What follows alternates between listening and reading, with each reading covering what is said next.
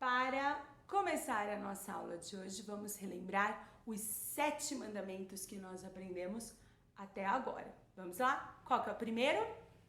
Não terás outros deuses diante de mim. O segundo, não farás para ti imagem de escultura. O terceiro, não tomarás o nome do Senhor teu Deus em vão. O quarto, lembra-te de guardar o dia do sábado para o santificar. O quinto, honra teu pai e tua mãe. O sexto mandamento, não matarás.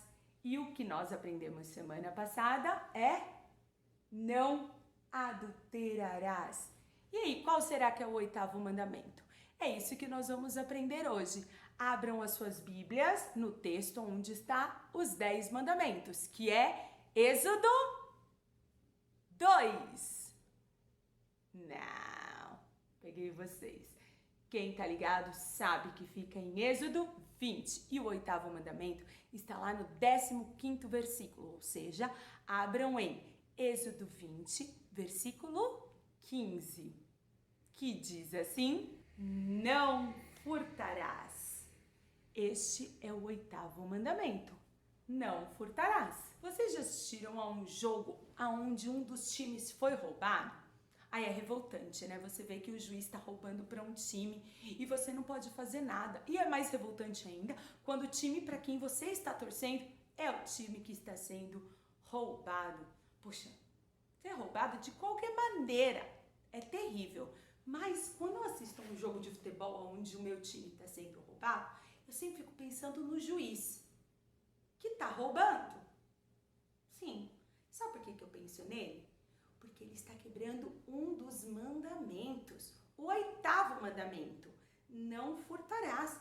Ele está cometendo um pecado, porque ele está roubando. Lembrem-se que a partir do 5º mandamento, Deus nos ensina como deve ser o nosso relacionamento com as outras pessoas. Nesse mandamento, Deus deixou claro que devemos respeitar o que é do outro. Quando pensamos em roubo, só vem à nossa cabeça a imagem de um ladrão, desses que assaltam bancos, lojas, casas ou que roubam aqueles celulares e saem correndo. Com certeza eles estão desobedecendo o mandamento não furtarás. Mas eu queria contar a história de um rei que também desobedeceu essa ordem do Senhor. Eu estou falando do rei Acabe. Vocês se lembram dele e de sua esposa, Jezabel? Eles eram idólatras, ou seja, adoravam outros deuses. Além disso, eles eram gananciosos, pois queriam tudo só para eles. Em 1 Reis 21, de 1 a 6, conta a história de Nabote e Acabe. O rei queria a vinha de Nabote, mas Nabote havia recebido aquela terra de herança de sua família e não queria vender. Isso deixou Acabe arrasado e Jezabel quis logo dar um jeito para conseguir as terras de Nabote. Jezabel armou uma cilada contra Nabote, pagando alguns homens para o acusarem de um crime terrível, e por isso Nabote foi morto. Com o caminho livre, Acabe conseguiu o que queria e se apossou da vinha de Nabote. No início, o rei Acabe fez o que era certo. Ele pediu para Nabote vender sua vinha, mas se o proprietário não quis vender, o rei tinha que se conformar. Não havia problema nenhum em Acabe querer a plantação de uvas de Nabote. O problema foi desejá-la a qualquer custo, a ponto de cometer um crime. Ele estava se achando no direito de ter o que não era dele. Aqui vemos um exemplo claro da quebra do oitavo mandamento, que é não furtarás. Mas também quero apresentar para vocês um outro exemplo, um exemplo positivo. Esse personagem é conhecido por ser, deixa eu ver,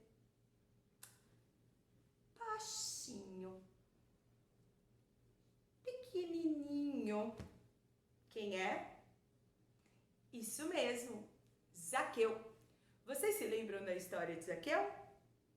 Vamos relembrar rapidinho? Zaqueu queria ver quem era Jesus, mas tinha uma multidão na frente dele. Como ele era muito baixinho, ele subiu em uma árvore. Jesus viu Zaqueu na árvore e foi ao encontro dele e disse: Zaqueu, desça da árvore, porque hoje eu vou na sua casa. Zaqueu desceu da árvore e levou Jesus até sua casa. E depois desse encontro, Zaqueu teve uma mudança radical em sua vida. Zaqueu era um coletor de impostos e naquela época, quem recolhia dinheiro do povo para pagar os impostos para o Império Romano era, na sua maioria, pessoas desonestas, porque eles cobravam além do que era pedido. Por exemplo, a gente teria que pagar de imposto R$ 10 para o governo. Aí a pessoa batia na nossa porta e falava assim: olha, eu vim aqui recolher os impostos, é R$ 15. Aí eles iam lá para o governo, pagavam os R$ 10 para o governo e aqueles outros R$ 5 eles pegavam para eles. E era assim que eles enriqueciam, eles roubavam o dinheiro do povo. Porém, quando Zaqueu se encontrou com Jesus e reconheceu que ele era pecador, ele percebeu logo que teria que mudar de vida. Vamos ver o que ele disse para Jesus lá em Lucas 19:8. Zaqueu, porém, levantando-se, disse ao Senhor: Eis aqui, Senhor, dou aos pobres metade dos meus bens, e se em alguma coisa tenho defraudado alguém, eu lhe restituo 4 vezes mais.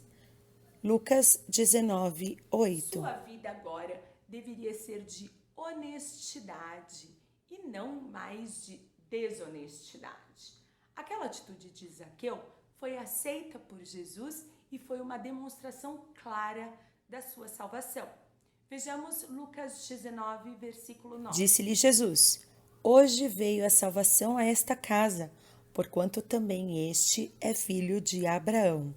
Lucas 19:9. Sabe, quando nós entregamos nossa vida para Jesus, nossa vida muda. Nossas atitudes, nossos pensamentos mudam também. Antes, era muito importante para Zaqueu ter e acumular dinheiro. E certamente ele não compartilhava o que ele tinha com as pessoas que precisavam. Mas, quando ele abre a sua casa e principalmente o seu coração para Jesus, sua vida é transformada. E a importância tão grande que ele dava ao dinheiro mudou. E para Zaqueu, o mais importante passou a ser agradar ao Senhor e fazer o que era correto. A partir daquele dia, Zaqueu seria um coletor de impostos, honesto e trabalhador. E com certeza, bondoso para com os necessitados. É isso que o apóstolo Paulo nos ensina. Vamos ler o texto de Efésios 4:28. Vou repetir. Abra sua Bíblia, hein? Efésios 4:28. Aquele que furtava, não furte mais. Antes, trabalhe fazendo com as próprias mãos o que é bom, para que tenha com que acudir ao necessitado. Efésios 4:28. Paulo escreveu isso para os cristãos que estavam aprendendo a viver de acordo com a palavra de Deus.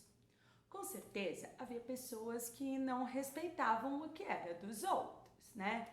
Então, o apóstolo fez esta advertência: vamos parar com isso.